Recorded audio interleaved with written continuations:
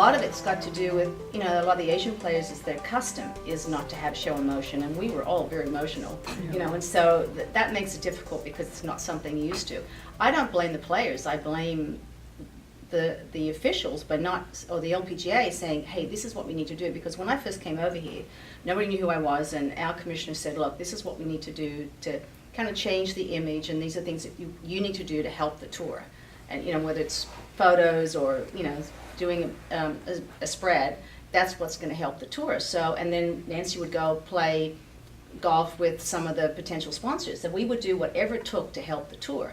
I mean, I think someone's got to sit down with these girls and go, this is what it's going to take. You need to learn, you know, we need to learn the personalities, or educate the public on your personalities. It's not that they don't have personality, it's just that they don't show it when they're on the golf course.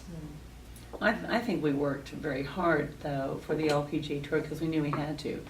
I think players nowadays feel like, not all of them, but maybe they do, I don't know, but I feel like they don't realize that the question I've always wanted to ask every one of them on a sheet of paper is, why do you think a sponsor works all year to have a tournament for you? And I want to really know what the answer is. And then I wanted to ask them, what are you going to do for the sponsor? And I think our players, that group, knew that we had to schmooze the sponsor, play with them, treat them. You know, Pro-Am Day to me was not a practice round. It was a day of entertaining. Right. That's what was going to bring that sponsor back and bring 4 other, you know, 2 or 3 other teams with them. And I think that's important. I think players now feel like, you know, they're supposed to have a golf tournament for us. We're the LPGA Tour. I don't believe I ever felt that way. I always felt like I had to work really hard and do whatever I could to make sure we got to come back to that tournament at that golf course the next year. That was what was important to me. I love the LPGA Tour. There were days I didn't want to do what they asked me to do, and I didn't. I would say, God, why do I have to do that? But when I was married, my husband then said, it's something you need to do for the LPGA Tour, you need to do it. So I did it, and I smiled as I did it. And it was good for me that I smiled because it did open a lot of doors for me. But there were days I didn't want to do it, but I did it because I loved my fellow professionals, and I wanted my tour to grow. I thought the same thing. I thought, you know, Wednesday was, if you know, if this is my job, Wednesday is my day of really, you know, working and making the experience as best I could for my amateurs. Then which gave me the opportunity on Thursday, Friday, Saturday, and Sunday to just, you know, take it all, you know, if everything went well. I mean, I was like, my goodness, they're just asking me to spend, you know, 5 hours with these folks, and this is the nuts and bolts of a tournament. This is what really funds our event. And then after that, I'm my own man, I'm my own boss, I'm my own person. I can practice hard, play well, and win a lot of money, or I can goof off. Well, we didn't. We practiced hard, and we went out to try to play and win the tournament.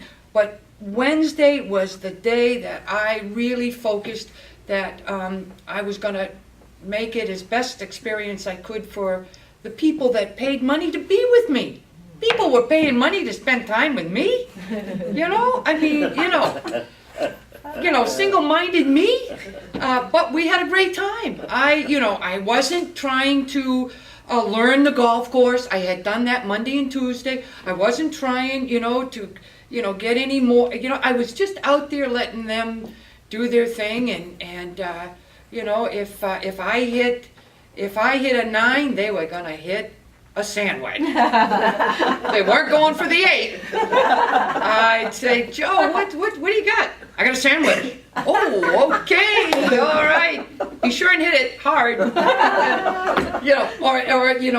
Or we'd be out there and he'd go, Woody, what was that distance again? You sure you got that right, Woody?